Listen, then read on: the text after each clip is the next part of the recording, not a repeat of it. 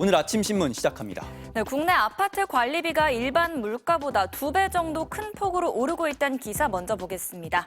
조선일보입니다. 지난 10년간의 아파트 전용 면적 1제곱미터당 월 평균 관리비는 2015년 2,065원에서 지난해 2,895원으로 40.2% 올랐는데요. 같은 기간 소비자 물가지수 인상률 20.3%의 2배 수준입니다. 인건비 급등으로 청소비와 경비비 등 공용관리비가 꾸준히 우상향했고 또 에너지 비용의 증가로 전기료와 난방비, 수도료 등 개별 관리비도 10년간 29.7% 올랐습니다. 각종 원자재비가 상승하고 시설이 노후화된 탓에 장기수선 충당금도 10년 사이 2배 이상 뛰었는데요.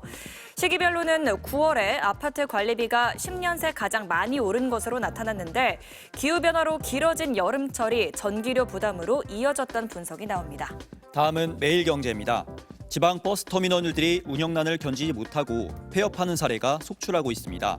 인구 감소와 고령화에 따른 지방 소멸에 더불어서 KTX와 같은 대체 교통수단이 늘어나면서 지역 이용객이 급감하고 있기 때문입니다.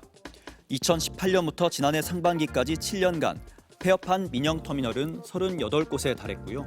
전국 민영터미널 중 69%에 달하는 161곳은 하루 이용객이 500명에도 못 미쳐 잠재적 폐업 대상입니다. 버스터미널이 폐업하면 주변 지역 교통 환경이 악화돼서 지역사회 공동화가 심화되는데요. 이에 일부 지자체는 손실을 무릅쓰고 민영터미널을 매입해서 공영화 시설로 운영하거나 터미널 복합 개발 사업 등을 추진하고 있고요. 터미널 업계도 인근 KTX 철도역과 여객터미널을 연계하는 방안을 모색하고 있다고 신문은 전했습니다. 이어서 서울신문입니다. 올 시즌 프로야구 리그에 이른바 선선 예매권이 도입됐는데요. 이전에도 추가로 돈을 내고 먼저 표를 살 수 있는 멤버십이 있었지만 이 멤버십을 등급별로 세분화해 최대 1시간 단위까지 예매 시작 시간을 나눈 겁니다. 문제는 등급이 높을수록 인기 좌석을 더 빨리 구입해 웃돈을 받고 되파는 경우가 빈번하게 발생하고 있다는 점인데요. SNS에서 돈 주고 선선 예매권을 대여하거나 대리 티켓팅을 하는 게시글을 쉽게 찾을 수가 있고 또 정가 4만 5천 원의 테이블석은 중고 거래 사이트에서 35만 원에 판매되고 있습니다.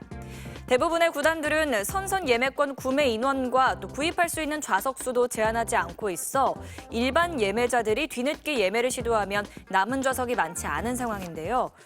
구단들은 선선 예매권을 양도하다가 적발되면 회원 자격을 박탈하고 모니터링을 강화하는 입장이지만 일부 안표상들은 온라인 거래 때 신분증 대여까지 하면서 감시를 피하고 있어 현실적으로 적발이 어렵다는 지적이 나옵니다. 다음은 한국일보입니다. 올해 초부터 국내 식품 외식 기업 20여 곳이 글로벌 원자재 가격과 환율 상승 등의 이유로 제품 가격을 인상했지만 식품 원재료 가격은 전년도와 비슷하거나 일부는 오히려 하락한 것으로 분석됐습니다. 농심은 17일부터 신라면 등 17개 제품 가격을 올리면서 파묘와 전분류, 수프 원료 등 구매 비용이 증가했다고 밝혔는데요.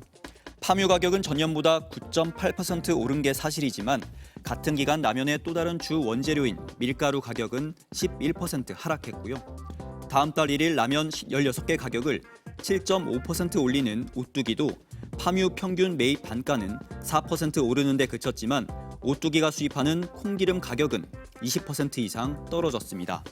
최근 편의점 빵 등 제품 50여 종 가격을 최대 20% 올린 SPC 삼립도 설탕 평균 수입 단가는 5.7% 올랐지만 유지리와 원맥 매입 단가는 각각 9.4%, 19.7% 떨어졌는데요.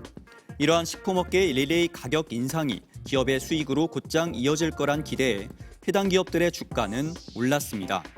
커피나 코코아 같은 특정 품목은 기업의 원가 부담으로 작용하는 것이 사실이지만 다양한 원재료를 쓰는 식품업계가 탄핵 정국과 통상 불확실성 확대 등 혼란한 틈을 타서 꼼수 가격 인상에 나선 것 아니냐는 비판이 나옵니다. 네, 끝으로 지역신문 기사 살펴보겠습니다.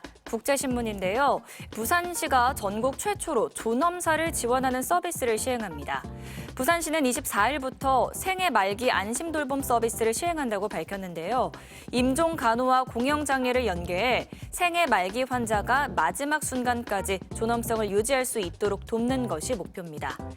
시 호스피스 완화케어 센터가 의뢰한 생애 말기 환자는 소득이나 재산에 상관없이 보호자가 없거나 돌봄 공백이 발생하면 서비스를 이용할 수 있고요. 수급자 및 차상위 계층 등 중위소득 70% 이하의 경우 시가 비용을 전액 지원합니다. 지금까지 오늘 아침 신문이었습니다.